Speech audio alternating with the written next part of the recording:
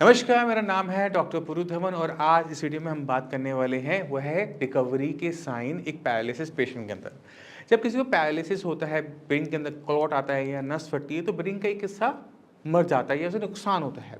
उसकी वजह से जो ब्रेन का हिस्सा हमारे हाथ पैर को चलाता था, उसे कमांड करता था, वो कहीं रुक जाता है। तो हमारा हाथ चलना, पैर चलना, बोलना ये कहीं ना कहीं रुक जाता है या बंद हो जाता है, कम हो जाता है। मगर जब हमें पैरालिसिस का स्ट्रोक पड़ता है, उसके बाद जो पहले 6 महीने होते हैं, वो बहुत अच्छे पीरियड होता है। इसे हम गोल्डन पीरियड कहते हैं। इस पीरियड के अंदर बहुत अच्छी रिकवरी हमें हर पेशेंट के अंदर देखने को मिलती है। क्यों मिलती है? क्योंकि हमारे शरीर के अंदर अपने नुकसान को भरने की ताकत होती है, सेल्फ रिपेयर की पावर होती है। अगर आपकी स्किन पे कट लग जाए तो क्या होगा? कुछ दिनों में वो भर जाएगा, बस हमें इसको बस साफ रखना होता है। इसी तरह से अगर हमारे ब्रेन के अंदर कभी क्लॉट आ जाए, नस फट जाए, ब्रेन की कुछ हिस्से को नुकसान हो जाए, तो ब्रेन भी अपने आप को हील करता है। और इसको हम हीलिंग नहीं कहते, इसको हम कहते हैं न्यूरोप्लास्टिसिटी। न्यूरोप्लास्टिसिटी की वजह से हमारे को हर पेशेंट के अंदर पहले 6 महीने के अंदर रिकवरी देखने को मिलती है। अब इस रिकवरी में हमें क्या देखने को मिलता है? अगर पेशेंट को जो नुकसान हुआ है, वो नुकसान अगर कम होना शुरू हो जाता है, तो उसको हम रिकवरी कहना शुरू कर देते हैं। तो सबसे पहले शुरुआत करते हैं आवाज़ से।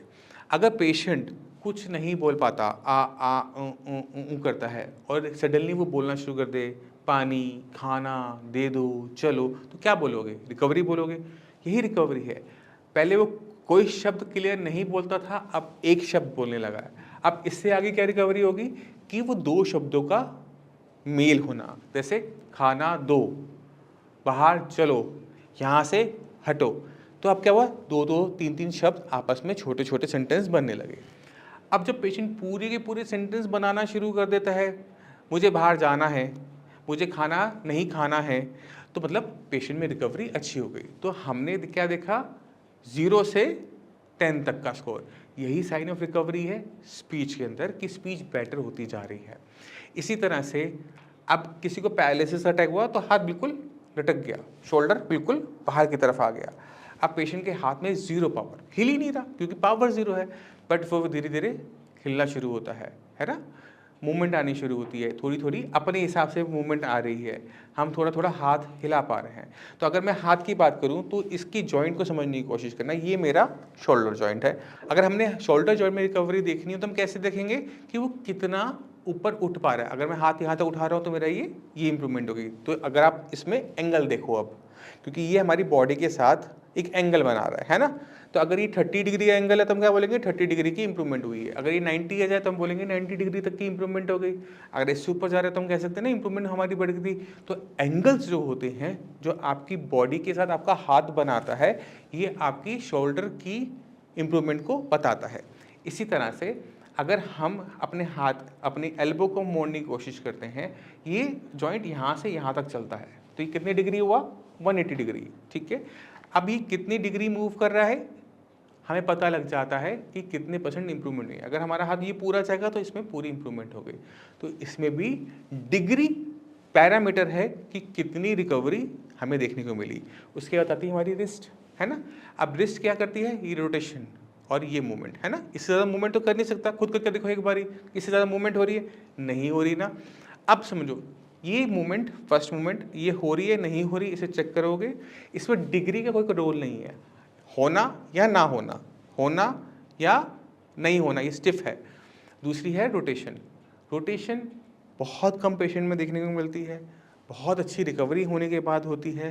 तो अगर ये रोटेशन आपकी आ रही है तो रिकवरी हो रही है, अगर वो स्टिफ है और नहीं मूव कर रहा तो हमें पता लग जाता है कि रिकवरी नहीं हो रही। अब चलते हैं फिंगर्स के ऊपर। अगर मुझे फिंगर्स में रिकवरी देखनी है तो मैं कैसे से जज करूंगा? वो है मूवमेंट से। अब हमारी फिंगर्स क्या मूवमेंट करती है? बंद होना और खुलना सबसे पहले। उसके बाद है इंडिपेंडेंट मूवमेंट होना, कि हर उंगली को मैं अलग अलग चला पाता हूँ। तो पहले हम देखेंगे बंद होना और खुलना। तो पेशेंट के पास पावर होती है उंगलियां बंद कर लेने की, सबसे पहले पावर यही आती है। क्यों आती है? अपनी उंगली की तरफ देखो, अपनी हड्डी को चेक करो कि कहाँ पे टच है। अब हड्डी के आगे यानी हाथ के अंदर हथेली की तरफ मांसपेशियों को टच करो, ये तो बहुत मोटी मोटी नहीं लग रही है आपको? और पीछे के देखो, ये बहुत पतली पतली सी बिल्कुल रेशे की तरह होती है। यही कारण है कि किसी भी पैरालिसिस पेशेंट के अंदर उंगली बंद करने की ताकत जल्दी आती है, क्योंकि जब भी हम जोर लगाते हैं तो अपने हाथ को अंदर की तरफ दबा के हम ताकत लगाते हैं, और पूरी ज़िंदगी हमने हाथ को बंद करके ताकत लगाई है। इस वजह से हमारी अंदर की जो मसल्स होती हैं वो ज़्यादा डेवलप होती हैं। अगर कोई इंसान बहुत ज़्यादा मेहनत वाला काम करता होता है, जिनकी उंगलियां बहुत मोटी मोटी होती हैं, उन केसेस के अंदर हमें क्या देखने को मिलता है कि उंगलियां बंद भी अच्छी रिकवरी लेती है और उंगलियां खुलना भी अच्छी रिकवरी लेती है। बट ये सबके साथ नहीं होता, और खासकर फीमेल्स के साथ नहीं होता, क्योंकि फीमेल्स की फिंगर्स वैसे ही कुदरती रूप में पतली होती है, मसल मास कम होता है, और वो भी अंदर की तरफ ज़्यादा और बाहर की तरफ कम। बट अब ये जो रिकवरी है, कैसे देख रहे हैं कि उंगलियां बंद करने की काबिलियत और बंद करने की ताकत कि कितनी जोर से वो आपका हाथ दबा पा रहा है। तो अगर आपका पेशेंट उंगलियां बंद कर लेता है, अपना हाथ दो और कहो कि कस के दबाए, अगर वो इतनी ज़ोर से दबा पाता है कि आपको दर्द महसूस होना शुरू हो जाए, यानी उसकी उंगलियां बंद करने की ताकत बहुत अच्छी है। तो जैसे आप किसी के साथ हैंडशेक करते हो ना, तो आपने अपने पेशेंट को बोला कि जितना दम है ना लगा दो। अगर आपको महसूस हो रहा है कि पावर बढ़ रही है, तो वो एक साइन होता है रिकवरी का फिंगर्स के अंदर। अब चलते हैं उंगलियां खोलने की रिकवरी की साइन के ऊपर। अगर मेरे पास कोई पेशेंट आएगा, मुझे उसे जज करना है कि उसकी इस महीने और अगले महीने में क्या इंप्रूवमेंट हुई है फिंगर्स के अंदर, तो हम क्या कहेंगे कि ये उंगलियां बंद कर दी ना, अब इसे खोलो। क्या वो खोल पा रहा है, हमें चेक करना है। दूसरा तरीका क्या होता है कि अगर ये हल्की सी भी मूवमेंट आ रही है, ये हल्की सी भी मूवमेंट आ रही है, इम्प्रूवमेंट हो रही है। अब ये मूवमेंट आनी शुरू होगी तो धीरे धीरे वो इम्प्रूवमेंट बढ़ती चली जा रही है, नहीं जा रही। हम हाथ को थोड़ा बहुत खोल पा रहे हैं, नहीं खोल पा रहे, तो इससे पता लग जाता है कि इम्प्रूवमेंट हो रही है, नहीं हो रही। तो अब आप एक एक्सरसाइज को भी बताता हूँ आपको। आप पेशेंट को बोलो कि आपने एक पेपर वेट हाथ में लेना है, अब इसे पकड़ना नहीं है, इसे छोड़ना है, क्योंकि छोड़ने के टाइम ही हम अपनी उंगलियों को खोलेंगे। तो हमने कोई सामान पकड़ के उसे छोड़ने की कोशिश करनी है। अब ये हमारे लिए बहुत आसान है, देखना बहुत आसान है, 90% पेशेंट इसे करता नहीं है, मगर आपको समझना है कि जब तक आपका ब्रेन किसी चीज़ को छोड़ने के लिए आपकी उंगलियों को खोलेगा नहीं, तो ये मूवमेंट आएगी नहीं। और कोई भी एक्सरसाइज उंगलियां खोलने के लिए नहीं बनी। जितनी मर्जी बॉल चला लो, जितनी मर्जी स्प्रिंग चला लो, सब की सब एक्सरसाइज आपकी अंदर की तरफ है, बाहर की तरफ नहीं है। अगर आपके पास ये वाली ताकत आ गई है और अभी भी आप बॉल चला रहे हो, तो आप सबसे बड़ी गलतियां कर रहे हो। आपका हाथ कभी भी बाहर की तरफ नहीं खुलेगा, उंगलियां बाहर की तरफ नहीं खुल पाएगी, सामान पकड़ तो लोगे, छोड़ नहीं पाओगे। तो आप इस चीज़ का ध्यान रखना, साइन भी बताएं, और मैंने आपको शायद एक्सरसाइज भी पूरी की पूरी समझा दी है कि आप क्या गलती करते हो एक्सरसाइज करते समय। तो ये बात होगी हमारी शोल्डर की, हमारे एल्बो की और हमारे फिंगर्स की। अब मैं आपको फिंगर्स को अगर हम अलग कर दें तो एक तरीका और देता हूँ जिसमें आप रिकवरी के साइन देख सकते हो, वो है शोल्डर व्हील। शोल्डर व्हील अब आपके स्क्रीन पर है, इसे देख सकते हो। ये कुछ ना कुछ घास काटने वाली मशीन की तरह होता है, गोल गोल घुमाना होता है। दिल्ली के तो पार्कों में भी लगा हुआ है कि आपने लिया और ऐसे गोल गोल घुमा रहे हैं, है ना। तो ये सर्कल है। कितने डिग्री होते हैं एक सर्कल के अंदर? 360। जहाँ से लेते हैं वापस वहीं पर आ गए। अब इसमें हमारा हाथ कितना ऊपर जा रहा है ना। तो आप देखोगे कि वो एक इंस्ट्रूमेंट है, वो एक पर्टिकुलर एंगल बना रहा है ना। अब शोल्डर व्हील की तरह एक घर पे लगी हुई घड़ी भी होती है, 360 डिग्री वो भी घूमती है। तो वो आपने एक शोल्डर व्हील को घड़ी बना लेना है। ऊपर लिखो 12, नीचे 6, 3, 9 और उसको पूरा कर दो 1, 2, जैसे हम घड़ी बचपन में बनाया करते थे। अब आपका हाथ 6 पे है ना, अब आप इसको ऊपर ले जाओ कि कितने तक जा रहा है। अगर वो 9 तक जा रहा है, नहीं जा रहा, तो अगर ये नंबर बढ़ रहे हैं, 6 से बढ़ते हुए ऊपर जा रहे हैं, तो आपको पता लग जाएगा कि आपके अंदर इम्प्रूवमेंट हो रही है।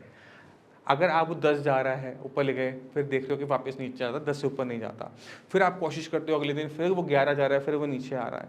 तो इस तरह से आपका जो बढ़ते हुए नंबर हैं 6 से लेकर 12 तक के इम्प्रूवमेंट बता रहे हैं, क्योंकि एक बार आप 12 पे ले गए, उसके बाद नीचे तो आराम से आ ही जाता है। बट और ये क्या हो गया, हमारी पूरी शोल्डर की मूवमेंट हो गई 360। तो हमने 6 से 12 ले जाने की कोशिश करनी है शोल्डर व्हील को। और ये ना सिर्फ एक्सरसाइज है, ये आपकी एक्सरसाइज आपकी शोल्डर की भी है, आपकी एल्बो की भी है, और कहीं ना कहीं आपकी रिस्ट की भी है। जो इसमें रह जाता है वो रह जाता है हमारी फिंगर्स। तो जितनी भी एक्सरसाइज हैं जो मैं आपको बताता हूँ, वो साइन भी देती है रिकवरी का और एक्सरसाइज भी करवाती है। क्योंकि जब भी किसी पैरालिसिस पेशेंट को हमने एक्सरसाइज करवानी होती है तो हमने मेक श्योर करना होता है कि उसे पहले महीने में रिजल्ट मिलने शुरू हो जाएं। क्योंकि अगर आपको पहले महीने में रिजल्ट्स नहीं मिलते तो पेशेंट कहीं ना कहीं हताश हो जाता है, क्योंकि वो बहुत सालों से पैरालिसिस से लड़ रहा होता है। और इसी वजह से हमने अपनी तरफ से पूरी कोशिश की है साई संजीवनी के अंदर कि कोई भी पैरालिसिस का पेशेंट हो उसे पहले महीने में ही रिकवरी के साइन अपनी बॉडी के अंदर दिख जाने चाहिए। उसकी एक्सरसाइज करने का पैरामीटर बदल जाना चाहिए, उसका स्टेमिना बदल जाना चाहिए। क्योंकि अगर आपको एक आशा की किरण नज़र आनी शुरू होती है अंधेरे के अंदर, तो वहाँ पर चलना, आगे बढ़ना आसान हो जाता है। और यही सबसे बड़ी ताकत है साई संजीवनी की ट्रीटमेंट की, कि पहले महीने में ही रिकवरी किसी भी पेशेंट में शुरू करवा दी जाती है, जिससे वहाँ पर हमें चाहे सफ़र लंबा ही क्यों ना हो, चलना आसान हो जाता है। तो ये तो बात हो गई थी हमारे हाथ के बारे में। अब चलते हैं पैर के अंदर। पैर कि हमें अब देखना पड़ेगा कि पेशेंट को दिक्कत क्या हो रही है। क्योंकि दिक्कत अगर आज की तारीख में मुझे कोई हो रही है, उसमें अगर दिक्कतें कम हो रही हैं, तो वही पैरामीटर है पैर की रिकवरी का। ठीक है। अब किसी पेशेंट को अगर चलने में दिक्कत हो रही है तो चलने में दिक्कत कई टाइप से आती है। पहली दिक्कत है कमर से, कि मैं अपना वजन संभाल नहीं पाता। पैर तो बड़ा पा लेता हूँ बट मैं इस तरह से हिलता रहता हूँ। क्यों? क्योंकि मैं अपना वजन नहीं संभाल पा रहा, अपनी बॉडी को स्ट्रेट नहीं रख पा रहा। तो अगर हम कोई एक्सरसाइज ऐसी करवा रहे हैं जिसमें हमें बैलेंस बन रहा है, बैलेंस बनने की एक्सरसाइज हो रही है और इसमें इंप्रूवमेंट हो रही है, तो हमें पता लग जाएगा कि पेशेंट में साइन ऑफ रिकवरी आ रहा है। तो आपने क्या करना होता है, एक्सरसाइज बता देता हूँ। आपने एक लाइन डालनी होती है फर्श पे, जहाँ पत्थर जुड़ते हैं, टाइलें जुड़ती हैं, वहाँ पे ऑटोमेटिक तरीके से एक लाइन बन जाती है। अगर आपके घर में नहीं बनी हुई तो उसको आप किसी तरीके से पेंट से बना लो। अपने पेशेंट को बोलो कि आपने अपने दोनों पैर इस लाइन के ऊपर रखने हैं। अब इमेजिन करो कि कलाकार आदमी है, वो रस्सी पे चल रहा है, रस्सी पे वो बैलेंस बना रहा है। बट हम अपने पैरालिसिस पेशेंट को तो बोल नहीं सकते, बट फर्श पे बनी हुई एक लाइन के ऊपर पैर रखने पर हमें वैसे ही फील होता है जैसा किसी को एक रस्सी पे चलने पर होता है। बैलेंस बनाने की दिक्कत आती है, आप खुद ट्राई करना इसको, आपके लिए भी आसान नहीं होगा दोनों पैर को लाइन में रखना। तो ये जो एक्सरसाइज बताते हैं जिसके अंदर हमें दोनों पैर को एक ही लाइन में रखना होता है, इससे पेशेंट की बैलेंस बनाने की एक्सरसाइज होती है। अगर पेशेंट इसमें स्पीड पकड़ता है, दोनों पैर को परफेक्ट तरीके से लाइन में रखता है, उसका पैर सही तरीके से पड़ना शुरू होता है, घूमना बंद होना शुरू हो जाता है, तो वही साइन ऑफ रिकवरी है। यानी किसी भी एक्सरसाइज जो आपको चैलेंज कर रही हो, जो आपको ढंग से ना करने दे रही हो, जिसमें आपको परेशानी हो रही हो और वो परेशानी कम होती जा रही है, तो वो चीज़ अच्छी है, वो साइन ऑफ रिकवरी है। तो ये हो गई पैर के बारे में। क्योंकि पैर की मैं बहुत ज़्यादा एक्सरसाइज नहीं बताता, क्योंकि पैर आपको कोऑर्डिनेटेड ही चलाना होता है। जैसे हमारा हाथ है, हाथ के हमें अलग अलग मूवमेंट अलग अलग करनी होती है, बट पैर में मूवमेंट हमें एक सिंक में चाहिए होती है। आपका हिप जॉइंट, आपका नी जॉइंट, आपका एंकल जॉइंट जब भी आपस में एक सिंक के अंदर, एक ले के अंदर मूव करते हैं, तब जाके हमारा पैर सही तरीके से आगे बढ़ पाता है। और लेफ्ट में अगर दिक्कत है तो राइट के साथ उसका सेम होने पर ही रिकवरी का पता नहीं लगता, बीमारी का पता नहीं लगता। तो हमने क्या करना है, अपने पेशेंट्स को बोलना है कि लाइन में चलें, उससे उनकी बैलेंसिंग का जो इशू है वो सॉल्व होना शुरू हो जाता है। जिन पेशेंट में लगता है कि उनको खड़ा करना ही मुश्किल है और वो पूरा दिन बेड पे लेटे रहते हैं, तो ऐसा भी मत करो। कमर की एक्सरसाइज है बैलेंस बनाने की, तो आप पेशेंट को किसी स्ट्रेट चेयर पे बिठा दो और बोलो कि आप उस पर बिना पीछे टेक लगाए सीधे बैठे रहें। जब कोई पेशेंट कुर्सी पे सीधा बैठना शुरू कर देता है, तो पेशेंट का बैलेंस की दिक्कत भी खत्म होनी शुरू हो जाती है। तो एक और पैरामीटर मैंने आपको दिया, मगर आपको जज करना पड़ेगा कि वो आपके पेशेंट पे एप्लीकेबल है या नहीं है। अगर पेशेंट से चला नहीं चाहता, उसे बैलेंस में बहुत ज़्यादा दिक्कत है, सीधे बैठने की टाइम पैरामीटर पे कितनी रिकवरी हो रही है, अगर वो पहले 5 मिनट बैठ पाता था, अब वो घंटे 2 घंटे बैठ पाता है, तो वो साइन ऑफ रिकवरी है। तो कहने का मतलब ये है, पूरी वीडियो का इतना लंबा हमने बना दिया, कहने का मतलब ये है कि ऐसी कोई भी मूवमेंट या एक्सरसाइज जिसमें आपको कठिनाई होती हो, उन कठिनाइयों का कम होना, उसमें आपकी पावर का बढ़ना, उसमें आपकी काबिलियत का बढ़ना रिकवरी का साइन है। हर एक जॉइंट को, हर एक मूवमेंट को इंडिपेंडेंटली जज किया जा सकता है और हमें करना चाहिए। जितने भी पेशेंट साइंस संजीवनी में आते हैं उनको हम लिख के भी देते हैं और बोलते भी हैं कि जब भी आप अपना ट्रीटमेंट शुरू करो तो अपनी एक वीडियो ज़रूर बनाओ। वीडियो बनाने में क्या होता है कि वो एक डॉक्यूमेंट की तरह बन जाता है। आप उसको बार बार चला के देख सकते हो कि पेशेंट के अंदर कितना सुधार हुआ है, क्योंकि पेशेंट मेरे सामने है प्रेजेंट में। मैंने पहले बनाई थी वीडियो कुछ महीने पहले, मैंने उसमें देखा कि पेशेंट का पैर मुड़ता है, अब नहीं मुड़ता जी, तो हम कह सकते हैं ना साइन ऑफ रिकवरी है। पेशेंट पहले वो बोल रहा था, वो सिर्फ कुछ नहीं बोल पाता था, माँ माँ माँ माँ करता था, अब बोलता है राम राम राम राम। इम्प्रूवमेंट है या नहीं है? है। तो डॉक्यूमेंट करना ज़रूरी है, क्योंकि जो रिकवरी होती है ये 100% होती है, बट ये स्लो होती है। जिस तरह से हम इतने लंबे हो जाते हैं, 6 फुट के हो जाते हैं, आप बता सकते कि किस दिन लंबे हुए थे? नहीं बता सकते ना, क्यों? क्योंकि आप डेली बेसिस पे लंबे हो रहे होते हो, आपकी हाइट वेट डेली बेसिस पे बढ़ रहा होता है। तो इसी वजह से जो पैरालिसिस पेशेंट में रिकवरी होती है वो डेली बेसिस पे थोड़ी थोड़ी थोड़ी थोड़ी हो रही होती है, बट वो महीने के एंड पे इतनी हो जाती है कि वो आपको वीडियो में तो नज़र आएगी, बट आपको कल से नज़र नहीं आएगी, आपको एक हफ्ता पहले नज़र नहीं आएगी। बट अगर आप 4 हफ्ते पहले की पेशेंट को सोचोगे और आपके पेशेंट को सोचोगे, कहोगे यार ये तो इम्प्रूवमेंट आ गई। तो ये जो रिकवरी के साइंस हैं इनको डॉक्यूमेंट करना ज़रूरी है, इसे कर सकते हो। जिन पेशेंट के पास बहुत सारा पैसा हो वह NCV टेस्ट करवा सकते हैं, जिसे हम कहते हैं नर्व कंडक्टेंस वेलोसिटी टेस्ट, यानी आपकी नसें कितनी स्पीड से काम कर रही हैं उसे मशीन से चेक करवाओ और उसके बाद कुछ टाइम बाद फिर करवाओ। तो ये भी साइन ऑफ रिकवरी है, बट इसमें पैसा लगता है और मुझे नहीं लगता कि जो चीज़ हमें दिख सकती है उसके लिए हम टेस्ट करवाएं। तो मैं उम्मीद करता हूँ इस वीडियो से काफ़ी कुछ समझ गए होंगे कि हमने अपने पैरालिसिस पेशेंट को किस पैरामीटर पे जज करना है कि उसमें रिकवरी आ रही है या नहीं आ रही। फिर भी कोई भी डाउट हो, कुछ भी पूछना चाहते हो लकवे से, हमारे डॉक्टर्स की टीम आपकी सेवा के लिए सदैव रहती है। 24 घंटे नहीं रहती, बट वो दिन में ज़रूर काम कर रही होती है। तो आप उनको फ़ोन कर कर उनसे बात कर कर उनको अपनी रिपोर्टें भेज कर अपनी MRI CT स्कैन आपकी जो दिक्कत है ना वो सॉल्व करवाएंगे, जिसे हमने इनकी करवाई।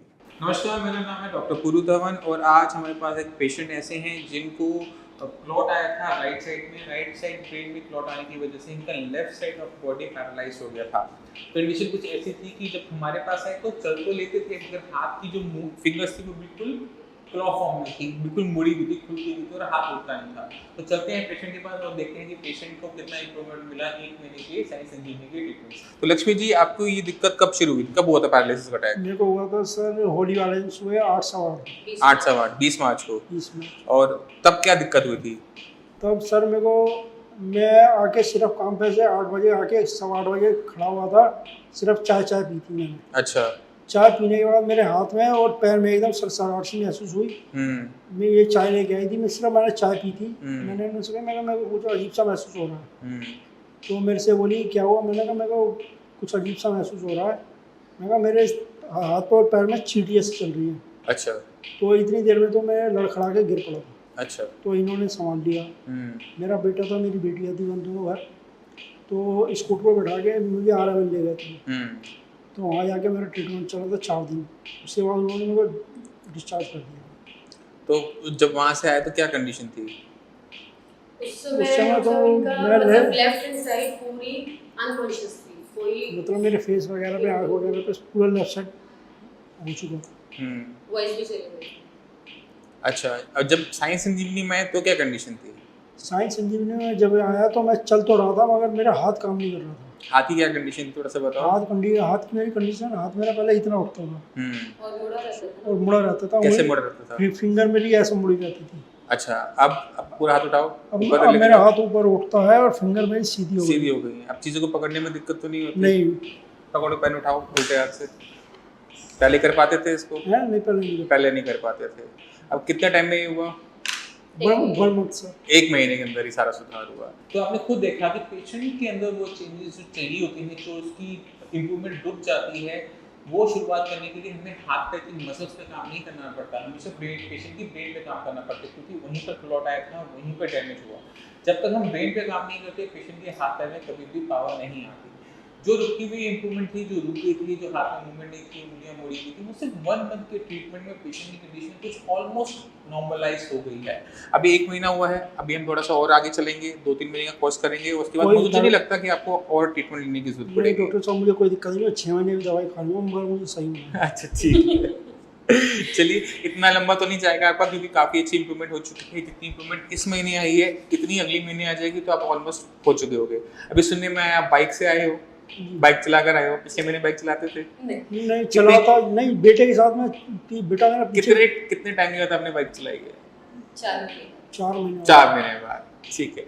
इनमें बहुत तेज़ी से बहुत अच्छी इंप्रूवमेंट आने का एक रीज़न ये भी है कि इनकी जो डैमेज हुआ था उसको भी बहुत ज़्यादा टाइम नहीं हुआ था। अगर ये पेशेंट 6 मंथ के बाद आता तो उसमें इंप्रूवमेंट धीरे धीरे होती, क्योंकि ये अपने उस टाइम के अंदर है जब ब्रेन के अंदर डेवलपमेंट हो रही होती है, तो ज़रा सा भी हम उसको पुश करते हैं तो वो तेज़ी से इंप्रूवमेंट दिखा देता है।